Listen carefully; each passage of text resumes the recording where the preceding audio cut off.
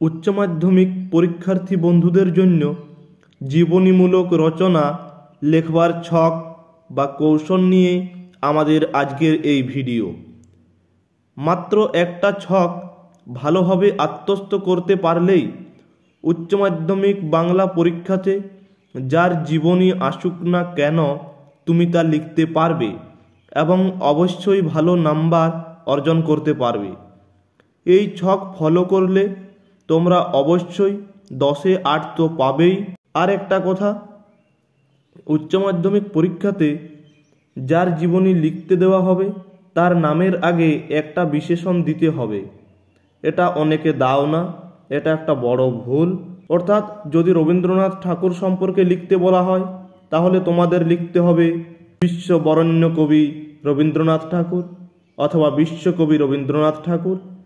যদি জীবনানন্দ দাশ সম্পর্কে লিখতে বলে তাহলে হেডিং দিয়ে লিখবে চিত্তরূপময় কবি জীবনানন্দ দাশ। তোমরা যেমন বিজ্ঞান ও কুসংস্কার রচনা যখন লিখতে দেওয়া হয়, তোমরা যখন খাতার উপরে হেডিং করো সেই রকমই জীবনীমূলক রচনা তো যখন হেডিং করবে তখন যে নামটা দেওয়া হবে তার বিশেষণ একটা তার আগে বসিয়ে দেবে এবং সেটা চেষ্টা করবে যাতে অন্য কালিতে হয়। যদি তুমি রচনাটা পুরো ব্লু কালিতে লেখো তাহলে হেডিংটা ব্ল্যাক কালিতে করবে, তাতে দেখতে ভালো লাগে। আর বেশি কথা বলে সময় নষ্ট করব না, চলো মূল ভিডিওতে আসা যাক। জীবনীমূলক রচনার ছক। প্রথমে পয়েন্ট করবে ভূমিকা। রত্নগর্ভা ভারত মাতার গর্ভে যুগে যুগে জন্মগ্রহণ করেছেন নানান কৃতি সন্তান, যারা তাদের প্রতিভার দ্যুতিতে জগৎসভায় আলোকিত করেছে বাংলার অথবা দেশের মুখকে। এমনই একজন ভারত মাতার কৃতি সন্তান হলেন বিশিষ্ট সাহিত্যিক, দেশপ্রেমিক বা বিজ্ঞানী যে ব্যক্তির নাম। অর্থাৎ যদি সেই ব্যক্তি ভারতের হয় মানে বাংলার বাইরে হয় তখন তোমরা লিখবে দেশের, আর যদি সেই ব্যক্তি আমাদের এই বাংলার হয় তাহলে তোমরা লিখবে বাংলার। এই যে আছে না বাংলার মুখকে।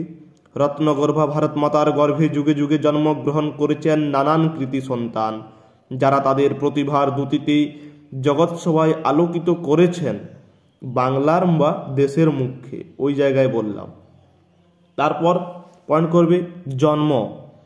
10 মাস 10 দিন পর জননী কোলে সুপ্ত শিশুর চক্ষুদান ও পৃথিবীর আলোক ছোটার সাময়িক উপস্থিতি যেমনি করে আকস্মিক স্তব্ধতা নামিয়ে আনে শিশুর মনে, ঠিক তেমনি এক উজ্জ্বল নক্ষত্রের আলোয় আলোকিত করে স্তব্ধ পৃথিবীর বুকে জননী তোমায় আলো দেখিয়েছিলেন। আর কয়েক মুহূর্তেই তা আপন ছন্দে প্লাবন ঘটিয়ে তিনি এনেছেন পেশার নাম দিয়ে এর কৃতিত্ব। মানে তিনি যদি হন কবি তাহলে তিনি কি বলবেন, আর কয়েক মুহূর্তেই তা আপন ছন্দে প্লাবন ঘটিয়ে তিনি এনেছেন কবি প্রতিভার কৃতিত্ব। শুভ নির্ঘণ্টে চন্দ্র সূর্য আকাশ বাতাস জল স্থল ও পাখির মুখরিত পরিবেশে তিনি এত সালে জন্মগ্রহণ করেছিলেন বা জন্মেছিলেন। এই মুখরিত পরিবেশের পরে হয়তো কেউ যদি 16ই আগস্ট 1830 সালে জন্মগ্রহণ করে থাকেন তখন তিনি লিখলেন, তোমরা লিখবে 16ই আগস্ট 1830 খ্রিস্টাব্দে তিনি। তোমাদের যদি এরপরেও কিছু বুঝতে অসুবিধা হয়ে থাকে তাহলে আমি এই ছকটা ফলো করে একটা দিয়ে তোমাদের রচনা লিখে জীবনীমূলক রচনা লিখে পোস্ট করে দেব, তাহলে তোমাদের বুঝতে সুবিধা হবে। হয়তো মাইকেল মধুসূদন দত্ত বা জীবনানন্দ দাশ এই ছকের মধ্যে কীভাবে লিখতে হবে তা আমি তোমাদের এর পরের ভিডিওতে। বংশ পরিচয়। আলোর ধারার বেগে মহানতার পরিচয়ে পরিচিত দিয়ে ব্যক্তির নাম দিবে, মানে যার সম্পর্কে তুমি লিখছো। চমকিত করেছিলেন সমগ্র বিশ্ববাসীকে। প্রাচীনকাল থেকেই খ্যাতনামা সুবংশজাত আধুনিক হিন্দু অথবা মুসলিম পরিবারে তিনি জন্মগ্রহণ করেছেন। তিনি যদি হিন্দু পরিবারে জন্মগ্রহণ করে থাকেন তাহলে হবে আধুনিক হিন্দু পরিবারে তিনি জন্মগ্রহণ করেছেন, আর যদি মুসলিম হয় তাহলে সুবংশজাত আধুনিক মুসলিম পরিবারে তিনি জন্মগ্রহণ করেছেন। পিতা তার নাম দেবে, যদি দেবেন্দ্রনাথ ঠাকুর হয় তাহলে দেবেন্দ্রনাথ ঠাকুর, পিতা দেবেন্দ্রনাথের মুখ আলো করে এবং মাতা ভগবতী দেবীর কোল আলো করে ভূমিষ্ঠ হন। মানে এই যে নাম যে দুটো আমি বললাম, দেবেন্দ্রনাথ আর ভগবতী দেবী, এগুলো তোমরা যা দেওয়া থাকবে তা দেবে। আমি তোমাদের বোঝার সুবিধার্থে দুটো নাম নিলাম এবং দুটো নাম বলে দিলাম। মানে যা থাকবে, পিতার নাম যা থাকবে তোমরা সেটা দিয়ে লিখবে, আর মাতার নাম যা থাকবে তা মাতার নামের জায়গায় দিয়ে ভূমিষ্ঠ হন। তৎকালীন ছোট্ট শিশুরূপী বর্তমানকালের দীর্ঘ সময়ের আলোকে উদ্বেলিত জনপ্রিয় ব্যক্তির নাম যার সম্পর্কে লেখা হচ্ছে। তারপর পয়েন্ট করবে শিক্ষা। জ্ঞানের অসীম ভাণ্ডারে প্রদীপ শিখার আলোকে যে ব্যক্তির নাম দেবে। নিজেকে আলোকিত করেছিলেন বাল্যকাল থেকেই।